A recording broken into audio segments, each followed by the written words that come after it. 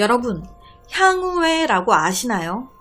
향후회는 객지에서 고향 친구나 고향이 같은 사람끼리 애양심으로 단결해서 상호 간의 교류와 화합을 통해 구성원들의 복리 증진은 물론 권익을 보호하고 나아가 지역사회 발전에 기여하고자 결성된 친목단체를 뜻한다고 합니다. 그러니까 그냥 짧게 쉽게 얘기하면 친한, 마음 맞는 사람들끼리 모이는 친목회를 향후회라고 하는 것 같아요. 2013년 3월 이 향후회에 한 모임이 열렸습니다. 같은 회사 사람들끼리 모이는 모임. 이 모임의 멤버였던 공장의 품질관리부에서 근무하고 있었던 문씨, 그리고 같은 향후회 멤버로 같은 부서에서 근무하고 있었던 한씨. 당시에 이 한씨는요, 문씨한테 업무 지시를 내리는 상사였어요. 그런데 상사와 같은 친목 모임을 가진다는 게 솔직히 되게 불편했을 것 같은데, 의외로 이 문씨, 되게 선배인 상사인 이 한씨를 잘 따랐었대요. 크게 둘 사이에 문제는 없었다고 합니다. 이 모임이요, 2011년경부터 부부 동반 모임으로 바뀐 거예요. 그리고 이때부터 문씨는 잘 이 모임에 참석을 하지 않았었다고 합니다. 그런데 사건 발생 이틀 전인 2013년 3월 17일 이 모임의 총무인 김씨가 문씨한테 그런 거예요. 야, 내가 울산 가가지고 맛있는 음식 완전 싸그리 다 가지고 왔다. 이틀 뒤에 계장님 한씨 집에서 모임을 가질 건데 그때 너 꼭 와. 맛있는 거 먹고 가. 이 말을 듣고 문씨 이틀 뒤에 한씨의 집으로 갔습니다. 맛있는 거 먹는다고 하니까 모임에 참석을 한 거예요. 2013년 3월 19일 오후 3시 30분경 공장에서 근무를 마친 뒤 계장인 한씨, 그리고 김씨, 그리고 문씨 등 총 8명이 한씨가 거주하고 있는 아산시의 한 아파트로 모였습니다. 한씨의 집으로 8명이 모인 거예요.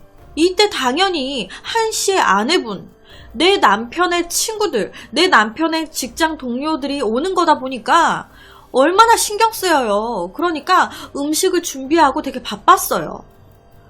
그리고 뒤이어 도착한 이 모임의 멤버들은요, 집 안에 들어서자마자 준비된 음식들과 함께 술을 한 잔, 두 잔 마시면서 친목을 도모했습니다. 낮부터 시작된 이 술자리는 3시간 정도가 지날 무렵, 이때부터 한 명씩 집에 먼저 가겠다고 빠지기 시작하더니 저녁 7시 8분경 이 한씨 부부, 그리고 문씨, 그리고 김씨, 이렇게 4명이 남았습니다. 한씨 부부 2명, 문씨, 그리고 김씨 4명. 이 4명은요, 저녁 늦게까지 술을 마시면서 하하호호 웃고 분위기가 좋았어요. 그런데 화기애애하던 이 술자리는 어느 순간 어두운 분위기로 바뀌어 버렸습니다. 왜냐면 이 김씨가 한씨의 이 아내의 남자 관계를 언급하기 시작한 거예요. 한씨, 당신 아내 남자 되게 많은 거 알아요? 이런 느낌으로. 이게 불행의 시작이었습니다. 그렇게 시작된 사소한 말다툼은 몸싸움으로까지 이어졌습니다. 그런데 이 과정에서 한씨가 김씨 얼굴에 소주잔에 있던 술을 그냥 갖다 부어버린 거예요. 뿌린 거죠. 그리고 한씨 부인도 화가 났습니다. 당신이 뭘 안다고 내 남자 관계에 대해서 뭐 이랬다 저랬다 말을 하고 난리야? 당신 나랑 알아요? 나랑 친해요? 내 남편도 있는데 지금 무슨 얘기하는 거예요? 하면서 한씨 부인도 이 김씨를 밀치고 되게 좀 몸싸움이 일어난 거예요. 되게 하하호호 잘 놀다가 갑자기 이런 난리가 나 있는 와중에 이 문씨 너무 취해가지고 거실 바닥에 고개를 푹 쳐박고 주저앉아 있었습니다. 그러니까 몸을 제대로 가누지도 못할 정도로 취해 있었던 거예요. 한씨의 아내와 김씨, 이 두 사람은요, 집 안에서 뿐만이 아니라 문 밖에서까지 싸우기 시작했습니다. 그냥 꺼지라고, 우리 집에서 나가라고. 싸움이 계속된 거예요. 그러니까 이때 주저앉아 있었던 문씨가 이 둘의 싸움을 말리기 위해서 현관문 밖에 엘리베이터까지 따라 나갔습니다. 아우, 싸우지 마요. 왜들 그래요? 그렇게 싸우다가 김씨, 아우씨, 내가 더러워서 정말 내가 간다 가! 하면서 김씨가 엘리베이터를 타고 내려간 거예요. 그렇게 이 싸움은 끝나는 듯 했습니다. 그런데 얼마 뒤인 7시 48분경 내려갔었던 이 김씨가 다시 한씨의 집으로 온 거예요. 어우씨, 내가 생각하면 할수록 열이 받아가지고 안 되겠네. 한씨가 거주하는 집으로 김씨가 다시 들이닥쳤고, 그러면서 또다시 한씨 아내와 김씨의 싸움이 시작이 됐습니다. 그러니까 한씨가 아니라 한씨 아내와 김씨가 싸우기 시작한 거예요. 그러니까 이 문씨가 한씨 아내인 이씨라고 칭할게요. 이 이씨를 감싸 안으면서 아우, 사부님 그만하세요 하면서 벽 쪽으로 완전히 밀어붙인 거예요.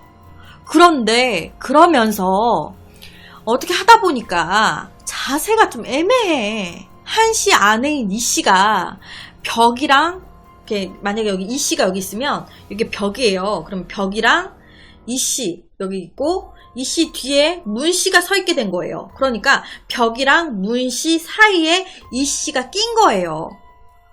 그러니까 한씨 아내인 이씨가 벽이랑 문씨의 몸 사이에 낀 모양새가 되면서 옴싹달싹 못하는 상황. 이거 뭐 하는 거예요? 나와요. 그만 놔달라고요.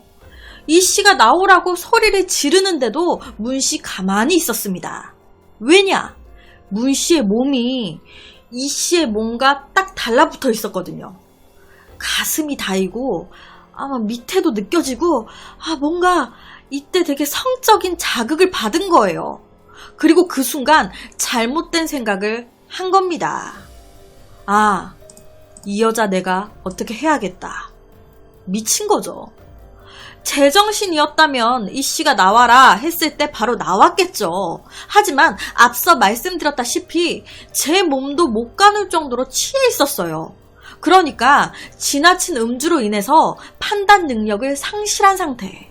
성적 충동을 이기지 못하고 이성의 끈을 놔버린 거예요. 김씨와 한씨 아내 이씨의 싸움이 어떻게 일단락이 됐습니다. 김씨와 아내 이씨 싸움이 멈췄어요. 그렇게 아내 이씨가 한숨을 돌리려던 그 순간, 아니, 한 놈이 이제 끝났다라고 마음을 딱 놓는 그 순간에 갑자기 딴 놈이, 갑자기 문씨가 이씨의 얼굴을 잡고 키스를 하기 시작한 거예요. 이놈은 또 왜 이래? 너무 놀란 이씨 왜 이러냐고 방 안으로 도망을 갔습니다. 그런데 이 문씨 방 안까지 따라 들어와가지고는 갑자기 반항하는 이씨한테 무자비한 폭행을 하기 시작한 거예요. 아니, 직장 동료들끼리 모여가지고 같이 하하호호 술 마시다가 싸움이 나고 이게 지금 뭔 상황인 건지 모르겠어요. 이런 놈들 맛있는 거 먹이겠다고 아내 이씨 몇 시간 동안 음식하고, 이 문씨는요 그렇게 한씨의 아내, 자기 상사의 아내인 이씨를 무차별적으로 폭행한 후에 겁탈하려고 했습니다. 그런데 이때요 이씨의 남편인 한씨 있었어요. 그 자리에 같이 있었습니다. 그런데 이 한씨가 술에 너무 취해가지고 거의 반 쓰러져 있었대요. 그렇게 이 남편 한씨가 거의 반쯤 이렇게 쓰러져 있는데 어딘가에서 막 악쓰는 소리가 들려. 막 살려달라고 외치는 소리가 들려. 자기 아내의 비명소리에 이 한씨가 자리에서 일어난 거예요.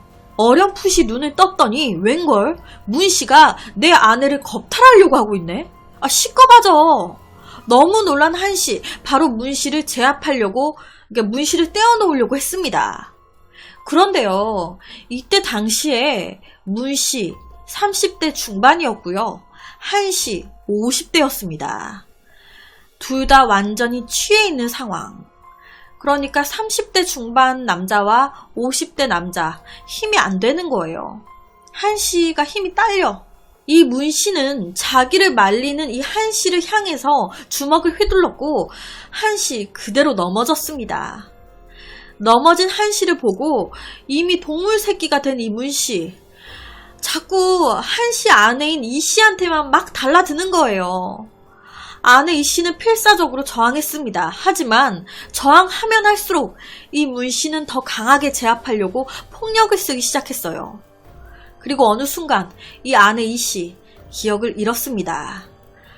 막 맞다가 이제 그냥 기절을 한 거죠. 너무 맞아서 피투성이가 된 채 쓰러져 있는 한씨 아내, 그러니까 자기 상사의 아내를 그 상태에서 그 자리에서 문씨는 겁탈했습니다. 이게요, 이때 이제 어느 정도였냐면 좀 말하기가 좀 그럴 정도인데, 이 한씨 아내 이씨의 그 가슴 그 유두 한쪽을 이 문씨가 이때 물어 뜯어가지고 유두 한쪽이 뜯겨져 있었대요. 그러니까 진짜 동물 새끼였던 거예요. 한씨 아내 이씨가 다시 눈을 뜬 건 그로부터 몇 분 뒤였습니다. 아내 이씨가 눈을 떴을 때 거실은 온통 피범벅이었어요. 그리고 퍽퍽 막 이상한 소리가 들려. 소리가 들리는 곳으로 고개를 돌려보니까 이 문씨가 이씨의 남편 한씨를 부엌 칼로 마구 찌르고 있었습니다. 도대체 이게 무슨 상황인 건지 너무 놀란 이씨, 그 순간에 남편을 살려야 된다라는 생각밖에 안 들었겠죠. 이씨는 바로 달려가서 왼손으로는 남편을 안고 오른손으로 문씨가 들고 있는 부엌 칼날을 부여잡았습니다. 하지 말라고. 하지만 문씨의 공격을 막기에는 역부족이었어요. 그대로 문씨, 그 칼을 이씨한테까지 겨눈 거예요. 이런 이씨의 행동에 화가 난 문씨, 칼로 그대로 아내 이씨의 머리를 내리 찍었습니다. 이때요, 어찌나 세게 찍었는지 이 이씨의 두개골이 골절된 상태였고 이 칼날의 일부가 부러져가지고 이씨의 머리에 그대로 박혀 있었대요. 칼이 그렇게 부러지니까 악마가 된 이 문씨, 다른 칼을 막 찾기 시작한 거예요. 너무 끔찍한 상황이죠. 그런데 이런 상황에서 정말 이걸 다행이라고 해야 할지, 이 끔찍한 상황, 끔찍한 부상 상태에서도 이 아내 이씨, 중상이었지만 의식도 있었고 거동도 가능했습니다. 그래서 문씨가 싱크대에서 다른 칼을 찾고 있을 때 필사적으로 현관문을 통해 도망간 거예요. 정신없이 칼을 찾다 보니까 주위가 조용하네. 아이씨, 이씨 도망갔구나. 이를 눈치챈 문씨, 아파트 이곳 저곳을 막 돌아다니기 시작했습니다. 이씨를 찾기 시작한 거예요. 그런데 다행히도 이때 이씨를 발견하지 못했어요. 그리고 얼마 뒤 도망쳤던 한씨 아내 이씨는요, 지하와 1층 계단 사이에서 피 흘리며 쓰러진 상태로 발견됐고요. 그리고 가해자인 이 문씨는 왼쪽 손목을 2회 찌르는 방법으로 자해를 한 상태로 6층과 7층 사이에서 발견됐습니다. 이 사건이요, 여기까지만 들으셔도 정말 너무 끔찍하잖아요. 같이 내내 하하호호 술 잘 먹다가 이게 무슨 일이에요 지금. 한 남자의 그 주체 못한 미친 성욕 때문에 한 가정이 파탄나 버린 거예요. 더 답답한 건 이 사건에 포함되어 있는 한씨, 그리고 한씨 아내, 그리고 문씨, 김씨까지도 모두 다 만취 상태였어요. 자기 몸을 제대로 못 가눌 정도로 되게 취해 있었습니다. 그렇다 보니까 말도 안 되는 잔혹한 사건은 벌어졌는데 그 누구 하나 제대로 기억하는 사람이 없는 거예요.